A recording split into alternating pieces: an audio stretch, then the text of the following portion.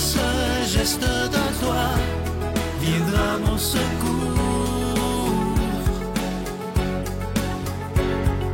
Viens semer dans mon âme le grain de l'amour.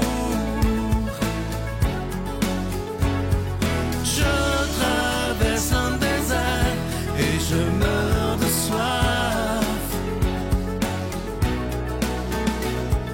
Montre-moi le mystère qui garde la foi.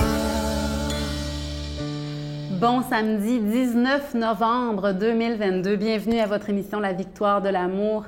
On rejoint tout de suite, comme à tous les samedis, le bon père Stéphane Roy pour sa chronique. Et à l'homélie, ce sera le père Jean.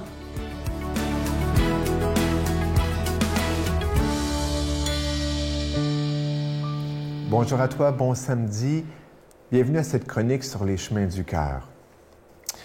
Tu sais, si tu as lu ma lettre du mois d'août, tu sais que j'aime bien méditer, j'aime bien lire, j'aime bien écrire pendant cette période de vacances pour moi. Et je suis tombé sur une pensée que j'ai notée en pensant aussi à toi, puis à cette chronique. Pourquoi? Parce qu'il y avait le thème du voyageur et donc du chemin, du cheminement. Et cette pensée, on pourrait dire, elle n'est pas d'un grand saint de l'Église, en tous les cas, mais d'un penseur, d'un philosophe, tourmenté, mais non pas sans intelligence. Il s'agit de Friedrich Nietzsche.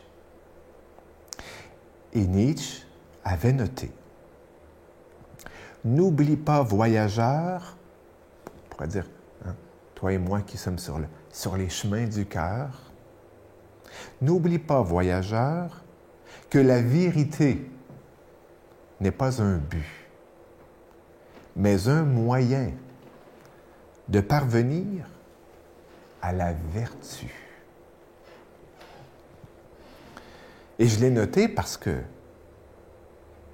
pour nous gens de la religion, puis peut-être aussi de la philosophie, la vérité peut être très importante. Et parfois, on peut tenir la vérité, la recherche de la vérité, la possession de la vérité, comme un but. À certaines époques de ma vie, j'ai pensé ça. Et j'ai rencontré aussi beaucoup de gens qui, sachant la vérité, connaissant les dogmes, la morale, eh bien, pensaient avoir atteint le but.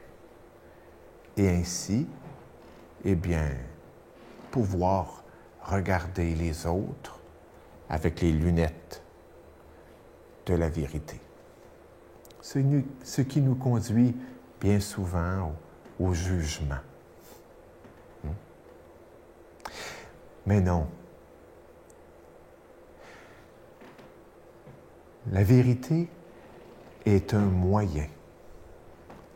Et un moyen, nous dit Nietzsche, de parvenir à la vertu, c'est-à-dire au cœur bon. Et c'est là que si la vérité nous amène au jugement, la vérité n'est pas vraie. La vérité est poison. La vérité est pas utile. En tout cas, je te laisse avec cette pensée sur les chemins du cœur. Bon samedi. Notre Père qui es aux cieux, que ton nom soit sanctifié, que ton règne vienne, que ta volonté soit faite sur la terre comme au ciel. Donne-nous aujourd'hui notre pain de ce jour. Pardonne-nous nos offenses, comme nous pardonnons aussi à ceux qui nous ont offensés. Et ne nous laisse pas entrer en tentation, mais délivre-nous du mal, car c'est à toi qu'appartiennent le règne, la puissance et la gloire pour les siècles des siècles. Amen. Je continuerai à croire, même si tout le monde perd espoir. Je continuerai à aimer, même si les autres parlent de haine. Je continuerai à construire, même si les autres détruisent. Je continuerai à parler de paix, même au milieu d'une guerre. Je dessinerai des sourires sur des visages en larmes et je tendrai les bras à ceux qui se sentent épuisés. Oui, je continuerai à croire. Je suis tellement content de vous présenter ce que vous attendez à chaque année. Il est tellement populaire, cet ange de Noël.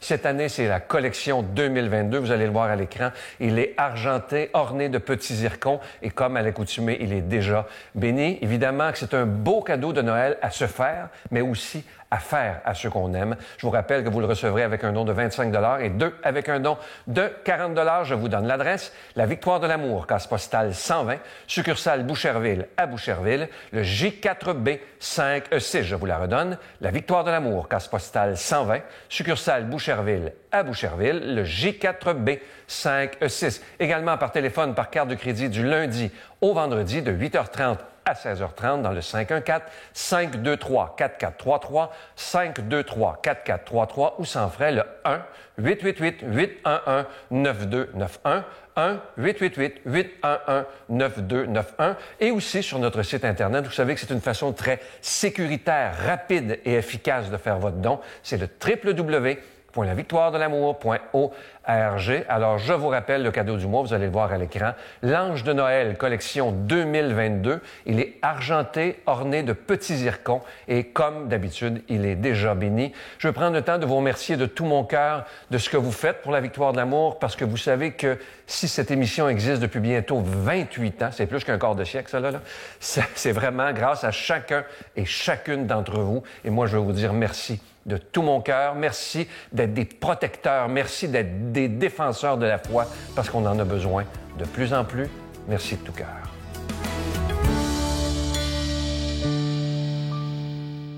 Mon Dieu, donnez-moi la sérénité d'accepter les choses que je ne peux changer, le courage de changer les choses que je peux et la sagesse d'en connaître la différence. Amen.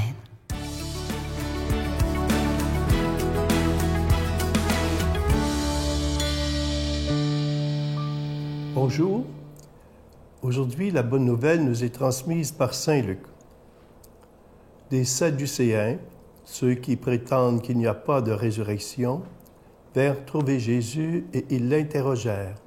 « Maître, Moïse nous a donné cette loi. Si un homme a un frère marié, mais qui meurt sans enfant, qu'il épouse la veuve pour donner une descendance à son frère. Or, il y avait 7 frères. Le premier se maria et mourut sans enfant.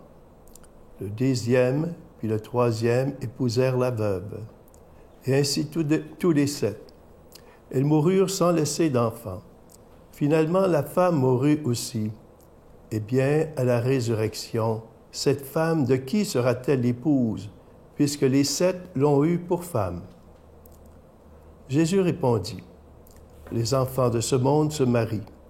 Mais ceux qui seront jugés dignes d'avoir part au monde à venir et à la résurrection d'entre les morts ne se marient pas, car ils ne peuvent plus mourir. Ils sont semblables aux anges et sont fils de Dieu en héritiers de la résurrection. Quant à dire que les morts doivent ressusciter, Moïse lui-même le fait comprendre dans le récit du buisson ardent, quand il appelle le Seigneur, le Dieu d'Abraham, le Dieu d'Isaac et le Dieu de Jacob. Il n'est pas le Dieu des morts, mais des vivants. Tous vivent en effet pour lui. Alors certains scribes prirent la parole pour dire, « Maître, tu as bien parlé », et n'osaient plus l'interroger. Acclamons la parole de Dieu. Au temps de Jésus, il y avait des groupes. Il y avait les Sadducéens, il y avait les pharisiens.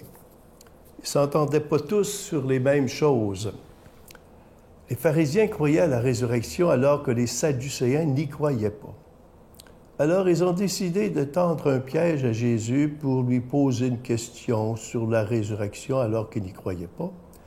Ils arrivent avec une affaire qui est tellement compliquée qu'à un moment donné, et lui disent, eh bien, écoute, une femme avait une veuve qui avait marié 7 hommes qui sont morts un après l'autre. De qui va-t-elle être l'épouse? Alors Jésus dit de personne, d'aucune. Parce que quand il y a la résurrection, il n'y a pas de mariage. Et de toute façon, quand on ressuscite, on est les fils de Dieu, héritiers de la résurrection. Alors les scribes, ils étaient bien contents de ça, disent « tu as bien parlé ». Mes amis, beaucoup de personnes ne croient pas à la résurrection. Et même chez certains chrétiens, on n'y croit pas. Et pourtant, c'est le fondement de notre foi. Saint Paul dit, si le Christ n'est pas ressuscité, notre foi est vaine. Ça veut dire que tout ce en quoi on croit, ça n'a pas de bon sens, ça n'a aucune valeur. Et dans le credo, nous disons chaque dimanche, je crois en la résurrection de la chair. Vous savez, on n'a pas de preuve scientifique que Jésus est ressuscité. Si on croit, c'est précisément parce que Jésus nous l'a dit, que les disciples de Jésus ont témoigné de la résurrection du Christ, mais en plus, il y a eu depuis 2000 ans des milliers d'hommes, de femmes qui ont consacré leur vie, qui ont donné leur vie pour attester que le Christ est vraiment ressuscité. Oui, le Christ est vraiment ressuscité, mes amis. Et avons-nous conscience qu'à chaque Eucharistie, nous célébrons la mort-résurrection du Christ. Jésus est mort il y a 2000 ans, une fois pour toutes. Mais à chaque Eucharistie est rendu présent aujourd'hui la mort-résurrection de Jésus.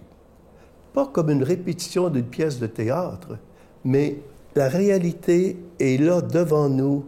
C'est comme si on était transporté il y a 2000 ans, qui est rendu présent aujourd'hui. Alors, mes amis, il nous faut croire que le Christ est vraiment ressuscité, si on veut être de vrais chrétiens. Et le Concile de Trente disait au sujet de l'Eucharistie, qui représente la résurrection et la mort du Christ, l'Eucharistie est la source, le cœur et le sommet de toute vie chrétienne. À tous les jours, mes amis, il y a des ressuscités. Quand une personne arrive à se libérer de ses dépendances, elle est vraiment en voie de résurrection. Elle est en voie de résurrection, de se libérer de la drogue, de toutes ses dépendances, de l'argent et de tout ça.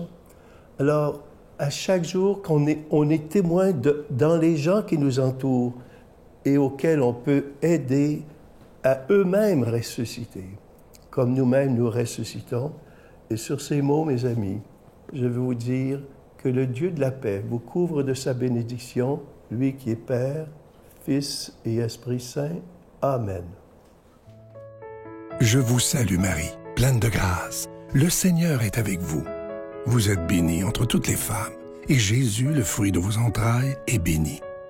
Sainte Marie, Mère de Dieu, priez pour nous pécheurs, maintenant et à l'heure de notre mort. Amen.